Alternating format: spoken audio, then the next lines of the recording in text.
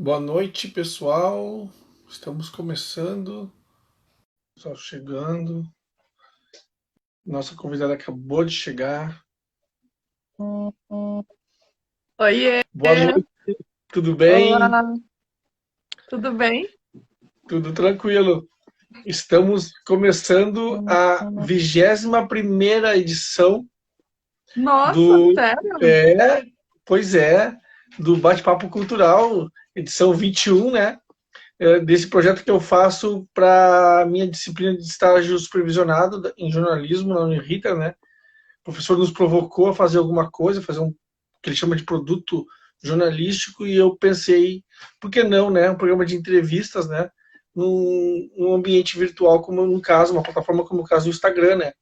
Que a gente consegue, além de conversar, buscar e encontrar pessoas interessantes, até porque a chamada do programa é conversas interessantes com pessoas legais, tu conseguir contatar com várias pessoas, além do que criar vários. Ué, que isso?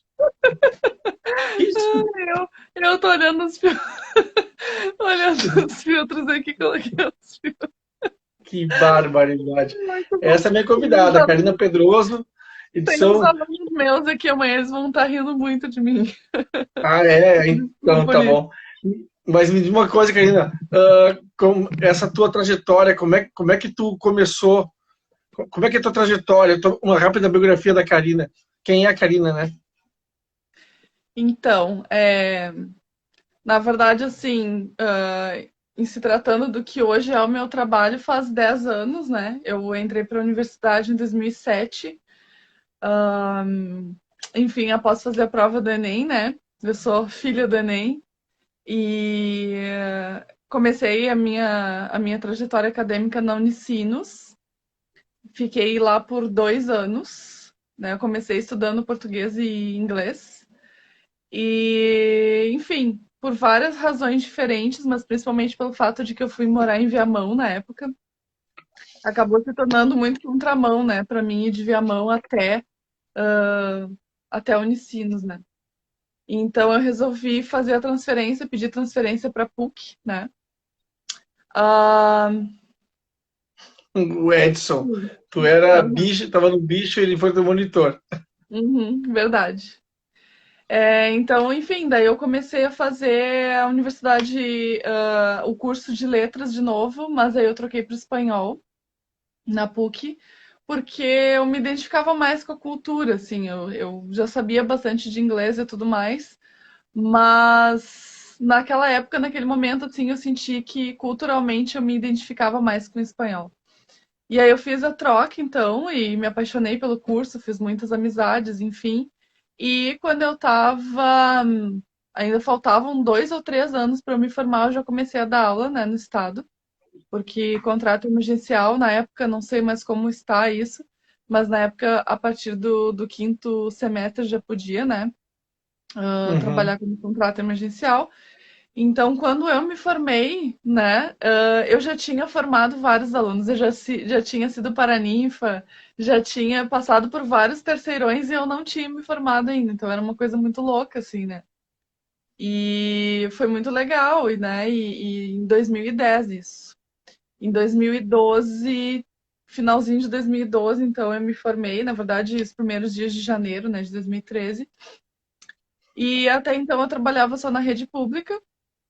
Em 2016 eu comecei a trabalhar na rede privada também, na Zona Sul de Porto Alegre, né?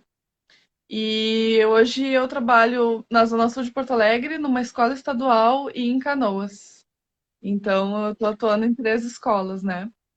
Paralelo a isso, eu faço trabalho de tradução, eu já fiz várias vezes tradução para curtas gaúchos, que concorrem, enfim, em alguns eventos, né, ou são apresentados em alguns eventos do Mercosul. Então eles precisavam dessa legendagem, né, em espanhol. Uhum. Ou o contrário, muitas vezes eles queriam traduzir alguma coisa para o português e eu ajudava. Trabalhos com revisão de tradução em geral, tradução de artigos acadêmicos, né, para espanhol, para inglês, para francês. E mas assim, eu sempre fui muito das artes, né? Então, eu sempre gostei muito de desenhar, de dançar, enfim, de fazer tudo que é muito artístico, assim, me atrai. Então, eu nunca consegui deixar a escrita de lado, né? Eu escrevi crônicas para jornais aqui de Gravataí, de Cachoeirinha, durante 2 anos. Em 2016, eu precisei me afastar pelo excesso de trabalho, né? Pela carga de trabalho muito alta. E aí, esse ano, então, eu voltei a escrever a princípio, porque um amigo meu, que eu não vou dizer quem me ajudou, me indicou, né, Ulisses? E aí eu voltei a escrever. Não tô conseguindo escrever toda semana, porque eu tô realmente bastante sobrecarregada em função de eu ter as 3 escolas, mais as aulas particulares de idiomas, mais alguns problemas de doença na família e tudo mais. Então, acabou ficando complicado, mas eu sigo escrevendo, né? E aí, no fim do ano passado, então, eu resolvi que eu queria publicar o meu primeiro livro, né? E me, Então, foi e isso. me diz uma coisa, como é que foi assim? Então, na realidade, o escrever foi decorrência de fazer letras, né? E como é que foi, por exemplo, na questão do livro que tu lançou, que tu tem pronto já, como é que foi preparar, elaborar o livro? O que ele é? Um conjunto de contos, um conjunto de poemas? O que ele é? Como é que ele é formado? Uhum. Então, na verdade, o meu livro é um livro de poesias, de Uhum. poemas, né? Um livro de poesia com fotografia. Então, ao invés de eu fazer ilustrações através de desenho, muito embora eu goste muito de desenhar, eu também estava com muita vontade de me aventurar na fotografia.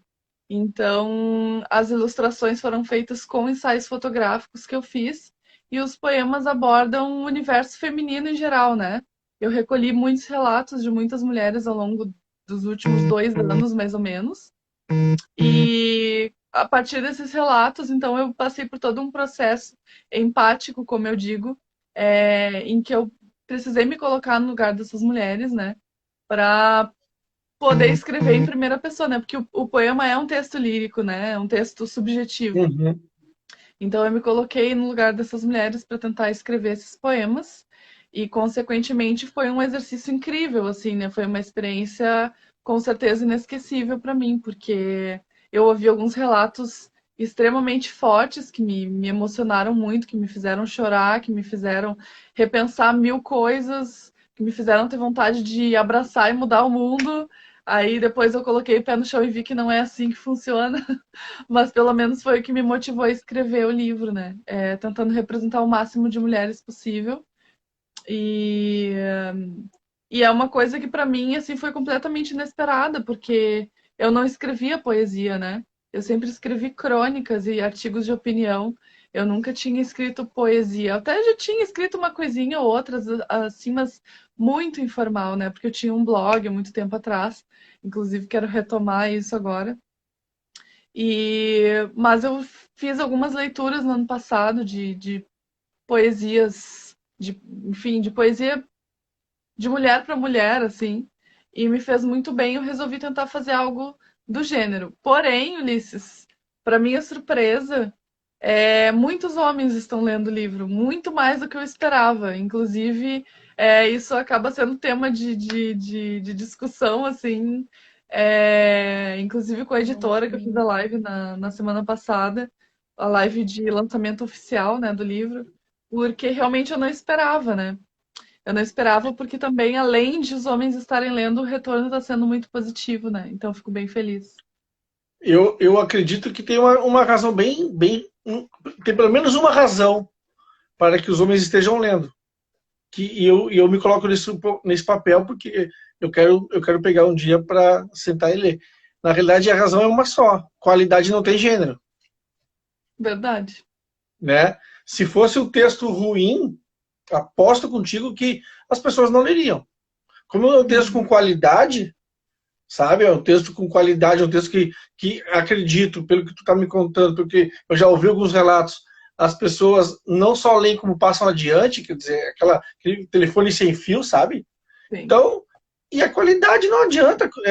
É como disse uma vez numa entrevista o Nazi do Ira, né? O vocalista do Ira, ele disse numa Uhum. entrevista que, claro, não foi para mim que deve ter sido, que tivesse sido, mas não foi num DVD que eu tenho aqui em casa. Ele falava o seguinte: ele perdeu a inocência sobre música, sobre as músicas.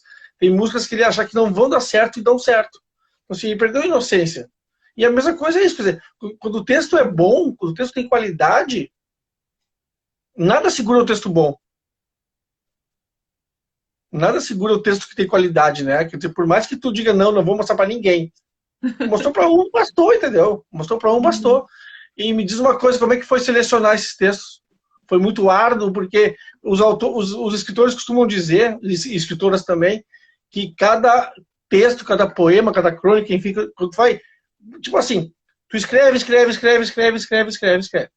Aí um dia alguém te fala assim, ô Karina, legal, vamos produzir, vamos fazer um livrinho? Vamos, tá, então tá. Seleciona aí 100 poesias, ou 100 crônicas. Aí tu diz, barbada. Mas aí tu vê uma, aí vê outra, tu já selecionou 700 poesias, 700 textos. Aí tu, não, tem que separar só 100. Como é que é isso? É sofrido? Então, eu até não tive essa coisa de ter que escolher só alguns no meio de muitos mais, mas eu fiz muitas modificações. Incansáveis modificações, e cada vez que eu leio eu sinto vontade de mudar mais. Então, é uma limpeza tão limpeza que chega a ser uma coisa compulsiva, assim, porque eu fico com vontade de sempre fazer modificações a cada leitura. Então, cada vez que então eu vou dar uma revisada, vou reler aqui para pegar o fio da meada, porque eu fiz separação em 4 capítulos, né? Então, cada vez que eu relia, eu ia lá e mexia em alguma coisa. No último dia, agora eu vou revisar a última vez para só enviar. Fui lá e mudei de novo. Então, nunca está pronto. A gente tem essa sensação realmente de que o texto nunca está pronto. E aí é um livro, né, de poesias que tu separou em quatro capítulos, é isso? Isso. Como é que se chama o livro e quais são os capítulos? Então, o livro é Deixem as Mulheres em Paz, né? Tá ele aqui. Os capítulos eu separei nos 4 elementos: água, terra, fogo e ar. E a ideia é que em cada um desses capítulos as temáticas se modificam um pouco, né? No capítulo da água eu trato mais sobre experiências negativas, né?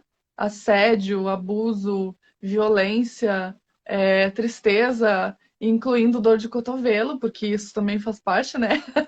Claro. Mas aí depois, na parte da terra, seria a questão do autoconhecimento, de se descobrir, né, como uma pessoa no mundo, enfim. Qual o seu papel, né, na sociedade, dentro dessa própria vida também. No capítulo do ar eu tentei falar um pouco então mais sobre libertação, sobre voos, né? E no capítulo de fogo a questão do corpo, sexualidade, etc, né? Que também é um tema tabu geralmente, né? Quando se trata de mulheres. Claro. E quanto tempo tu levou mais ou menos para entre conversar com essas mulheres que tu conversou e selecionar e elaborar os textos e selecionar? Quanto tempo mais ou menos para compilar tudo? Então, é que assim, antes de eu decidir, porque eu decidi ano passado fazer um livro de poesia, mas antes eu tinha ideia de fazer um livro de crônicas. E era para esse livro de crônicas, na verdade, que eu comecei a recolher, né, material, digamos assim. Então, eu acho que uns 3, 4 anos, talvez. Porque eu vinha sempre perguntando nas redes sociais, né? Enfim, o que as pessoas podiam me falar sobre determinados assuntos. Então eu lançava uma pergunta, né, colocava nos stories, principalmente, e pedia que colaborasse, né, com algumas respostas e tudo mais. Então algumas coisas eu fui fazendo print, outras eu fui anotando, guardando essas fotos, esses prints e recolhi as minhas anotações. Então foram alguns aninhos, assim. A escrita dos poemas e de mandar fazer o livro foi tudo muito rápido. Mas a ideia e a coleta de relatos, na verdade, durou anos. Inclusive, Porque Lucas, o que é inerente ao nosso trabalho, né? Que é observar o que acontece com os nossos alunos e alunas, né? Então... É verdade.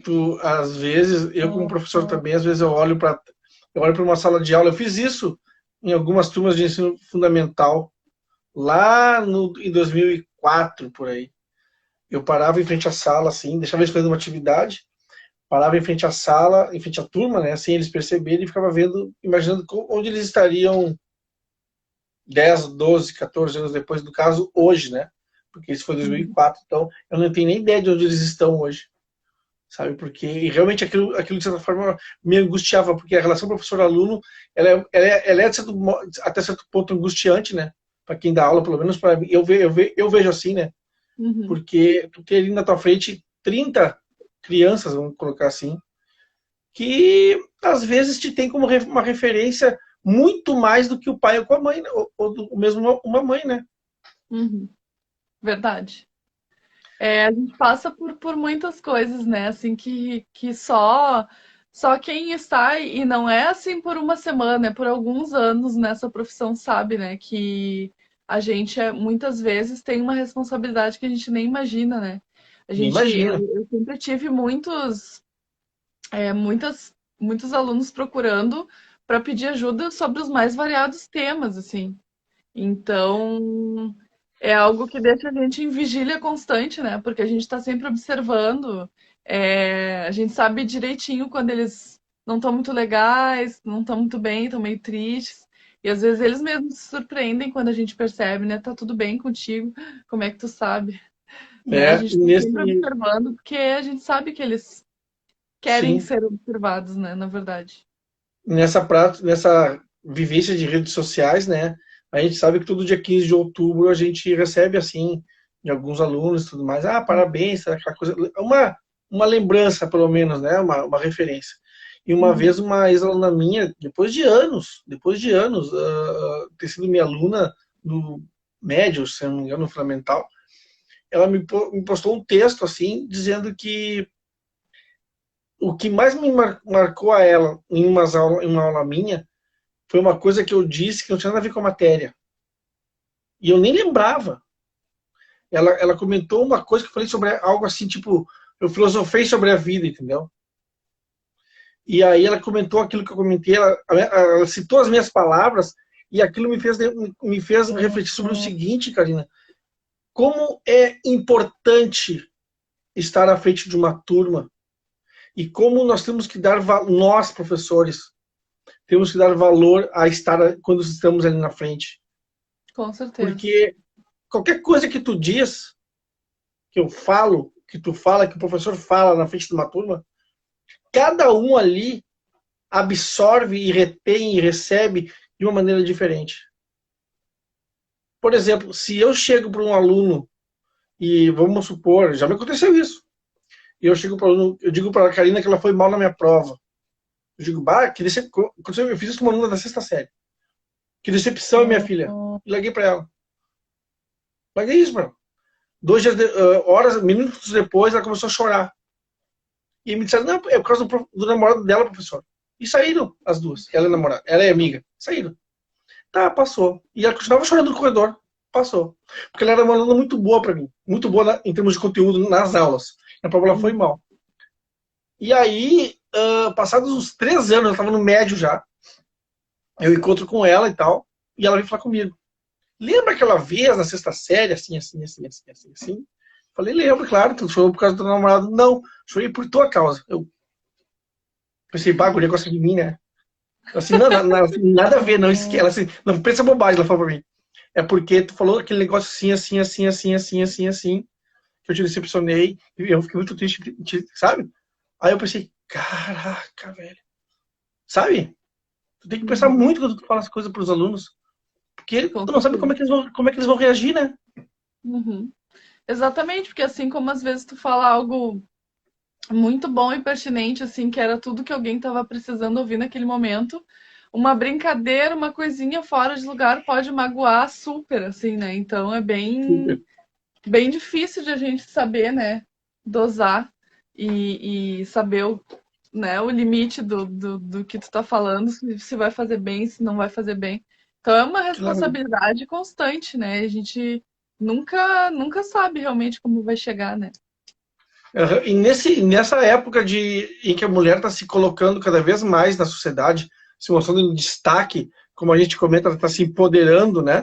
Usando o termo Hum. mais comumente usado. Que papel tem o teu livro? Que papel tu acha que o teu livro tem?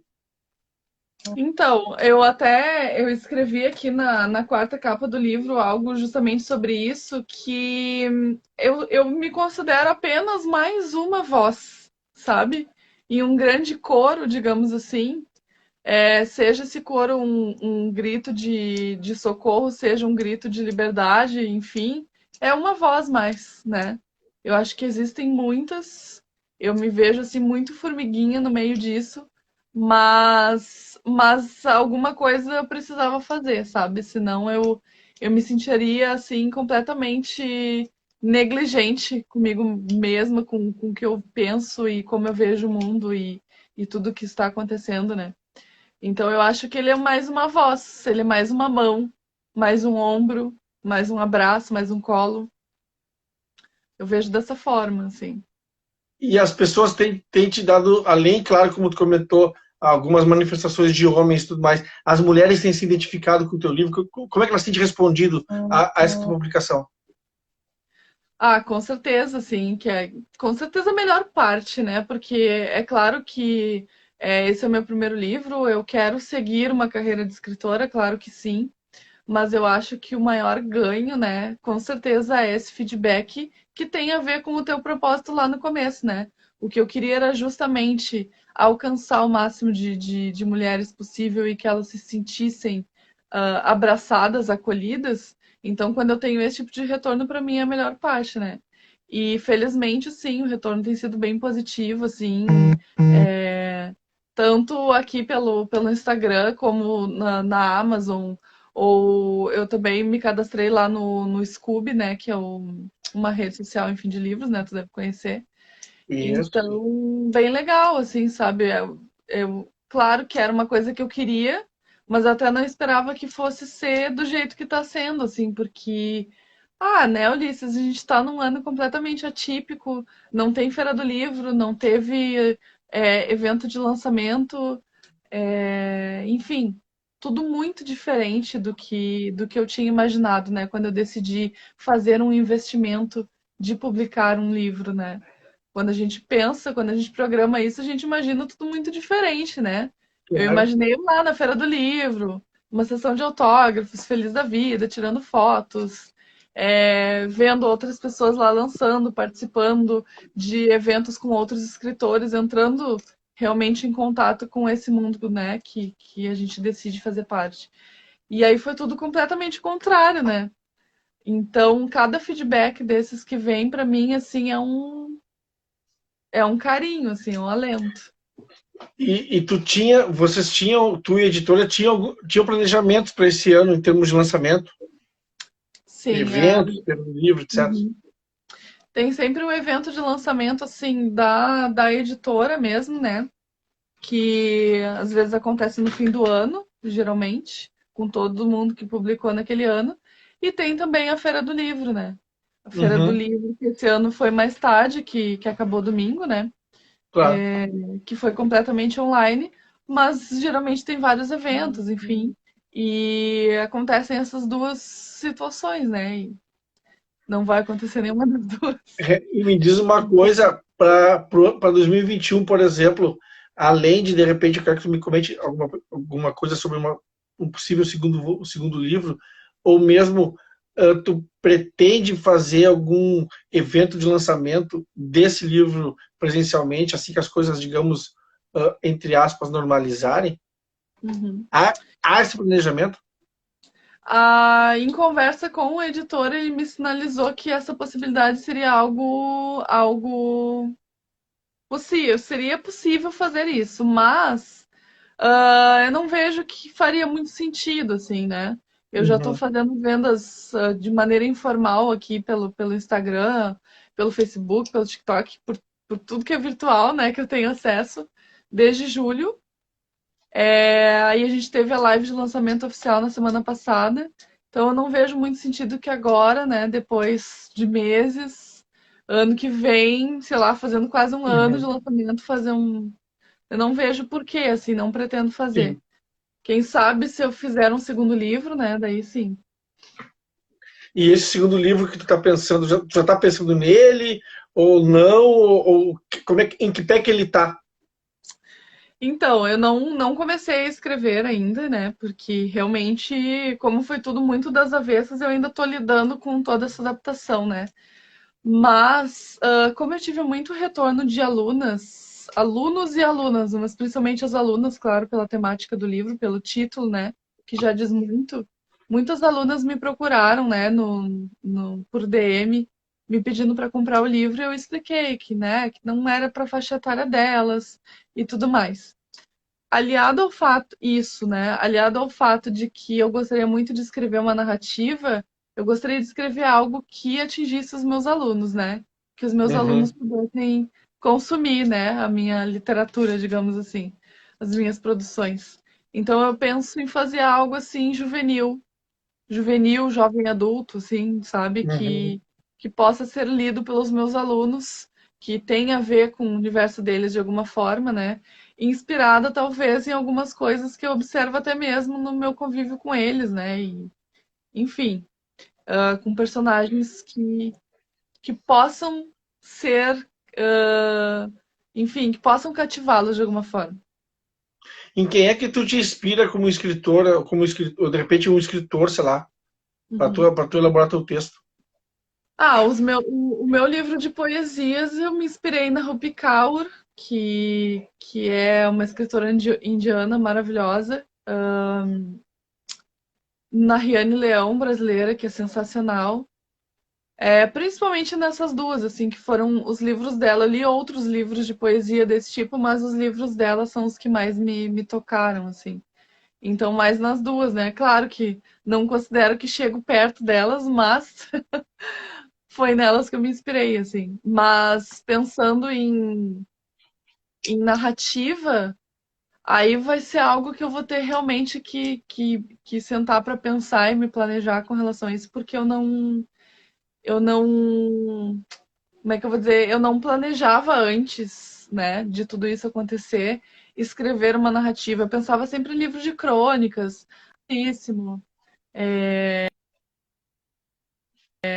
e textos desse tipo, né?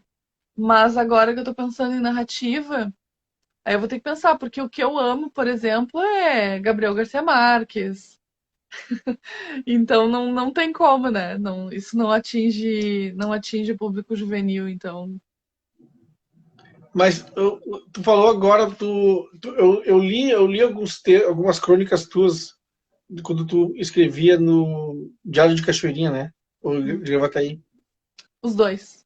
Nos dois, né? Tá. Uhum. Eh, Tu não, de repente, seria uma hipótese, né? Não sei o que, que tu pensa de compilar aquelas crônicas, né? Em Pois um é, texto, um livro menor, algumas sabe? De delas repente, não sei. algumas delas eu até andei dando uma espiada assim e não serve mais, né? Porque a crônica ela tem mesmo uma data de validade, né? Algumas nem tanto.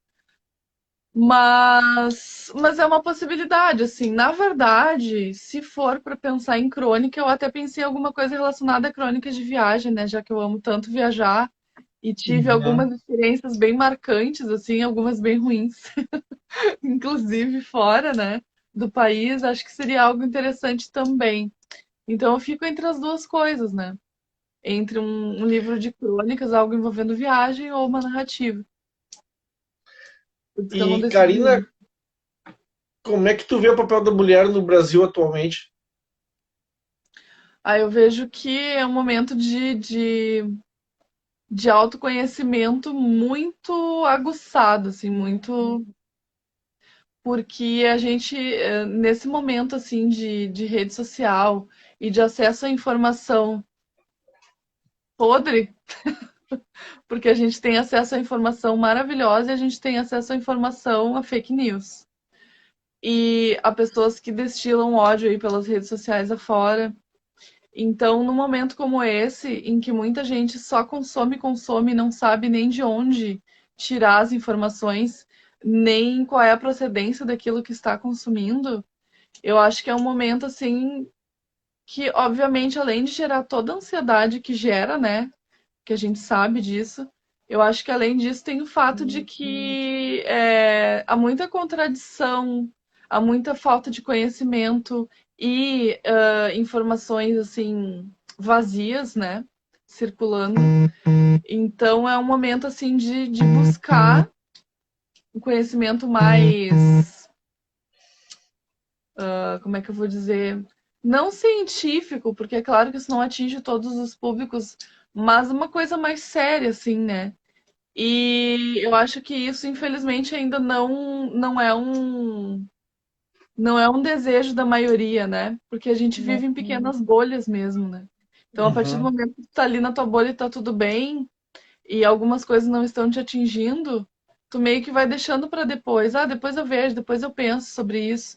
Eu, como professora, como alguém que convive com isso todos os dias e que vejo muitas coisas todos os dias, não consigo fingir que não estou vendo, né? Mas eu acho que a grande maioria das pessoas sim, porque é uma zona de conforto, né? Então eu Uhum. acho que o papel da mulher nesse momento é de crescer e aparecer, né? De É, conquistar o seu espaço, de ter a sua responsabilidade, de entender que precisa, além dos direitos, é, ser mais atuante, né? Ontem, enfim, pensei muito sobre isso, né? O fato de que ainda são minorias mulheres na política, por exemplo, né? Então, eu acho que tem muita coisa para ser conquistada ainda, né? sem dúvida, mas ao mesmo tempo a gente percebe, né? Eu, enquanto homem mesmo, a gente acaba observando, não, isso é natural de se ver em sociedade, uma ocupação, uma tomada, uma conquista de espaços, né? Por parte da mulher nas mais diversas áreas, né? Uhum. Inclusive, apesar de ser pequeno ainda, ainda bem na política, até mesmo em nome de uma diversidade, né? Sim. Eu acho isso incrível, porque isso mostra que a sociedade está evoluindo, né? E muita gente não entende o que que é evolução, né? Porque muita gente acha assim, ah, evolução é melhorar de acordo com aquilo que eu acredito e acho bom. E não, né? Eu sempre falo isso nas minhas aulas em função da aula de idiomas, que a língua está sempre evoluindo, né? No sentido de que está sempre se transformando e a sociedade está se transformando. Querendo ou não, está se transformando. Antigamente não se discutia muitas das coisas que se discute hoje, porque simplesmente não se tinha acesso a esse tipo de informação. Exato. E a internet nos traz isso, né? E a gente tem que usar a nosso favor, né? Quando uso com os meus alunos no ensino médio, que eu trabalho com eles, Conquista da América, por exemplo, eu indico para eles um filme chamado Desmundo, filme brasileiro, não sei se tu conhece. Não, não Este conheço. filme, ele é brasileiro, né? Ele é falado em português arcaico, do século XVI, e ele, inicialmente, se eu não me engano, ele é contemporâneo daquele Paixão de Cristo, do Mel Gibson. Uhum. E os dois diretores, tanto o brasileiro quanto o Mel Gibson, tiveram a mesma ideia. Vamos legendar um em hebraico, o outro em português arcaico, e não vamos botar legenda nenhuma, para o pessoal entender. O Mel Gibson, o diretor dele, o produtor dele, espelhou, só um pouquinho. Os caras não vão entender, não, mas a história todo mundo conhece. Calma, menos. Aí dissuadiram o Mel Gibson da ideia. O daqui, o que acontece? No DVD que eu tenho, tu tem legenda em português contemporâneo. Então, Hum, qual é o lance, qual é o legal? Tu ouvir o português do século XVI falar e tu lê a legenda em português contemporâneo. O que muito acontece? legal. Tu vê isso que tu comentou, tu vê a evolução do idioma. Uhum. Eu cito um exemplo bem clássico. Eles falam muito a palavra acó. E acó se transformou em aqui. Hum, Eu uso em aula, por exemplo, vossa mercê. E eu vou reduzindo ela vira uma corruptela até virar você. uhum. Porque tem isso também questão social, né, Karina? As classes menos favorecidas, elas se apropriam daquelas expressões Sim. das classes mais ricas e começam a Uhum. usar também. Só que elas falam voz um C ao invés de falar vossa Uhum. mercê. E aquilo Sim. vai encolhendo, vai criando outra palavra. Que é fascinante no idioma, né? Provavelmente um dia vai virar C. Exato. Mas hoje já é assim, né? Hoje Na no fala já é, né? internetês já é assim, né? Na fala já é. Ah, o Já é, né? internet é um compilado de consoantes que, nossa senhora. Às vezes Mal é tem difícil. vogal, né? Mal tem vogal, às vezes é difícil. E muitos não sabem, inclusive, que isso faz muito sentido, né? Porque existem algumas línguas, enfim, que já são línguas mortas, mas que deram origem a tantas outras que eram muito cheias de consoantes. Então, na verdade, existe lógica nisso, né? Sim, A claro, gente não pode ficar resistindo, né? Eu sempre digo, não adianta querer resistir às mudanças. A gente claro. passou por uma mudança em 2009 de ortografia que era simplesmente uma coisa política, uma coisa burocrática, digamos assim, porque não mudou nada em termos de fala, mudou apenas mudaram algumas regras ali e para ficar igual aos outros países e pronto, não tinha nem nada a ver com o que nós queríamos. Enfim, imagina aquilo que a gente quer, né? Sim. Então, essas mudanças ocorrem, a gente querendo ou não querendo, ocorrem. Eu acho isso incrível. Então, eu acho que tudo, né? A gente vê que a sociedade está mudando tanto por causa da internet. É um pouco assustador às vezes, porque a gente pegou, né, Ulisses, as duas fases, a fase que não tinha nem computador, quanto menos celular, e agora que tem absolutamente tudo, né? E correr É. atrás disso para entender tudo que está acontecendo, às vezes, no meio de tanto trabalho, não é a coisa mais fácil, né? Mas ainda Não. bem que a gente gosta. A Ana Figueiredo comentou ali, botou ali VC. Quer Aham. dizer, é o você sem as vogais, né? Que a gente estava falando agora há pouco, né? Uhum.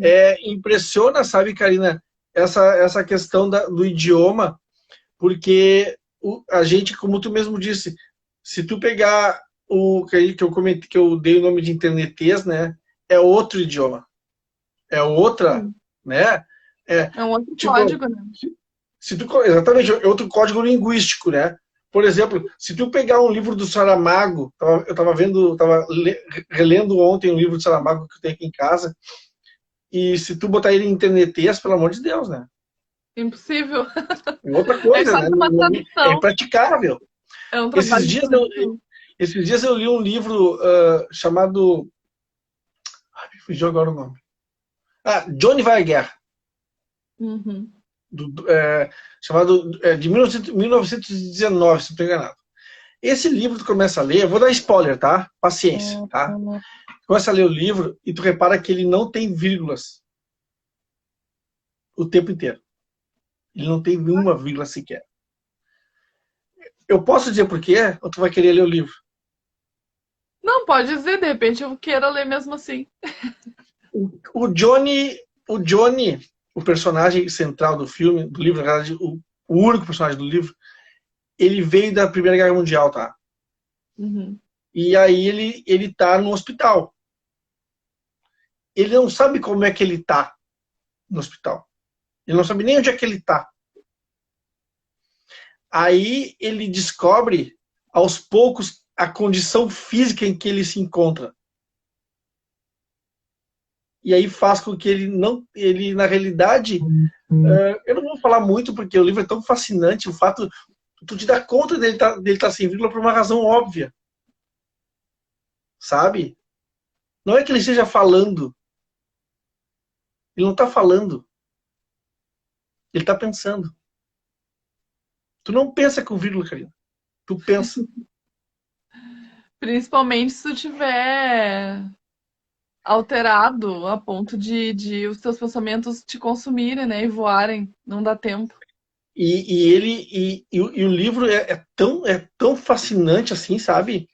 É muito, olha, recomendo muito, Johnny vai à guerra, tá? Karina, vou te dar uma pergunta tri difícil, tá? Tá. Quem é Karina Pedroso? Bah, muito difícil mesmo. Então, deixa eu pensar. A Karina é a doida dos gatos aqui. É professora. Eu me considero assim. Eu acho que a Karina é artista, em primeiro lugar, porque isso é uma coisa desde a infância, né? Professora, né? Amante do aprender. Eu gosto muito de aprender. Eu acho que é por isso que eu sou professora, né?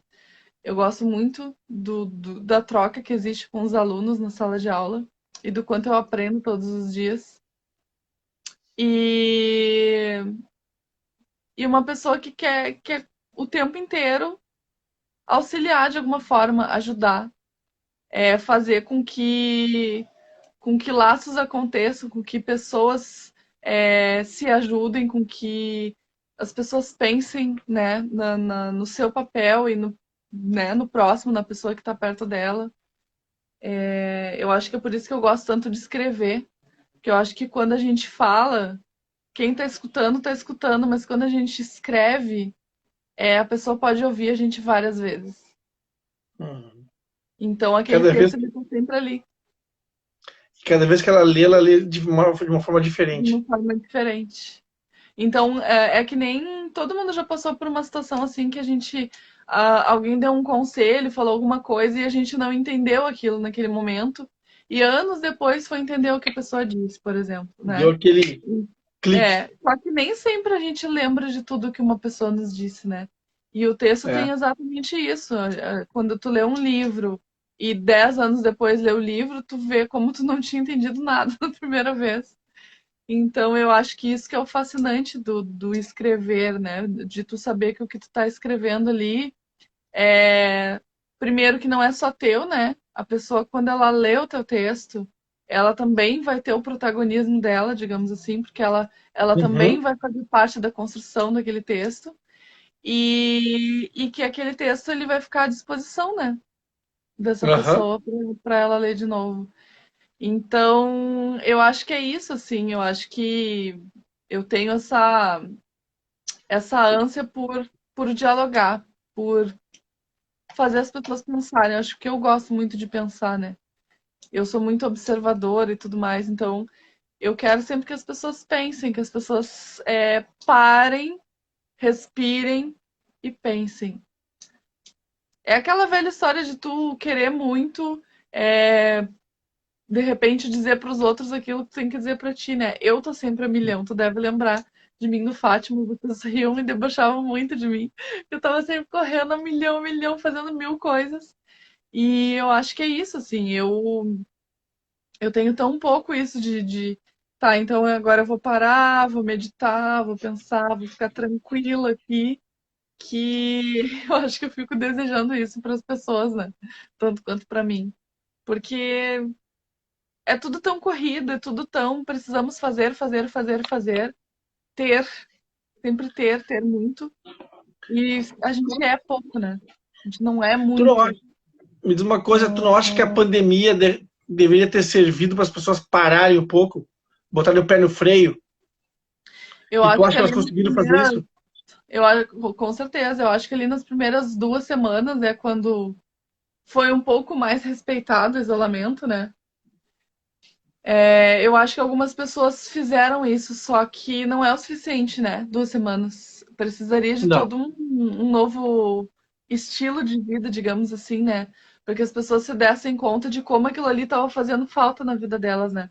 Para mim, que tô, né, como professora, trabalhando muito mais, porque a gente está produzindo muito mais material, mas com apesar certeza. disso, dirigindo menos, me deslocando menos e, consequentemente, podendo pensar um pouquinho mais, já foi transformador. Para mim, esse ano foi transformador em vários sentidos. E eu acho que E, deveria ter sido um dos objetivos, sim. e ao contrário do que muitas pessoas pensam, com, junto com a tua opinião, eu digo que esse ano para mim foi super válido. Ao contrário do que dizem, ah, não, 2020 é um ano perdido. Para mim, não foi. Não sei o que o senhor pensa, mas para mim não foi. Porque eu pensava para minha vida para 2020, ok, muitas coisas que eu queria fazer não fiz, mas eu tenho uma coisa, eu me readaptei muito fácil. Uhum. Quando eu parei de sair da rua dia 18 de março, no dia 19 de março eu já me readaptei. Foi muito rápido. Foi para mim foi uma ligeireza que tu não faz ideia. Mas tanto é que é isso que tu fala. Eu comecei a produzir muito, a escrever muito, a escrever muito. E isso de escrever, eu ia te fazer uma outra pergunta sobre isso. A gente, quando escreve em site, em blog, eu sou meio fissuradinho por métrica. Eu gosto de ver na semana quantas pessoas acessaram o meu texto. E aquilo me surpreende, sabe por quê, Karina? Pode ser uma pessoa ou podem ser 100 pessoas.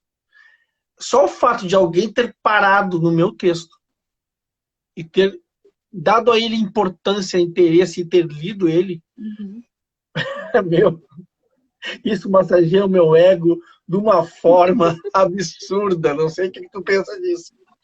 Ah, não, com certeza, que nem eu te disse antes, assim, é um dos nossos objetivos quando a gente escreve, é saber que aquele texto vai servir para alguma coisa, né? Que alguém vai parar diante das suas palavras e vai repensar a sua própria vida, né? Não de uma maneira existencial, né? Não para tanto, né? Dependendo do Uhum. texto, quem sabe, É. mas pelo menos parar para repensar algumas das suas atitudes, né? Para parar para pensar, enfim, sobre suas escolhas, sobre seus projetos, sonhos. Então, eu acho que isso é a melhor parte, né? É a melhor parte. E com certeza foi principalmente pensando nisso, assim, que eu quis publicar o livro, né? Porque a gente sabe, né, Ulisses, que escritor ganhar dinheiro no Brasil enfim. Enfim, Então, eu acho que é isso, assim, é uma relação, assim, de cumplicidade com os leitores.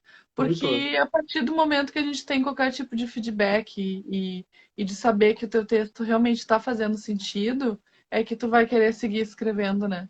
Uhum. Porque se tu vai escrever só pra ti, tu não precisa escrever, né? Ou melhor, tu até pode escrever como um exercício que te dá prazer, mas tu não precisa publicar. Claro, Então se publica porque tu quer que leiam, né? com Ninguém vai ter certeza. hipótese de dizer que não, né? E nós estamos aqui com a Karina Pedroso, professora e escritora, no Bate-Papo Cultural, edição número 21. Karina, como é que eu faço para adquirir o teu livro? A quem é que eu recorro? Onde é que eu procuro? Que site que eu acesso? Dá o serviço para o pessoal aí. Então, ele está disponível na Amazon e também no site da editora Metamorfose. Tanto no site da Amazon como da editora, já tem o frete incluído, né? E aí ele é enviado pelo correio, né? Que teve um pouco de problema ali no começo né? Ali por julho, agosto ainda estava problemático, mas agora já tá tudo bem, já tá tudo certo. Tá indo num prazo bem razoável. E é isso. Digita lá, deixem as mulheres em paz. E ele tá lá disponível. Eu ia te cobrar o nome porque tu falou tudo de site de Amazon, mas não dava nome. Aí, ó, mostra com calma. Deixem as mulheres em paz. Karina Pedroso, editora Metamorfose. Metamorfose. Site da editora metamorfose.com.br, é isso? Isso. Ou no site da Amazon mesmo. Ou na Amazon. Karina Pedroso, meu muito obrigado por ter disponibilizado o teu tempo para falar comigo.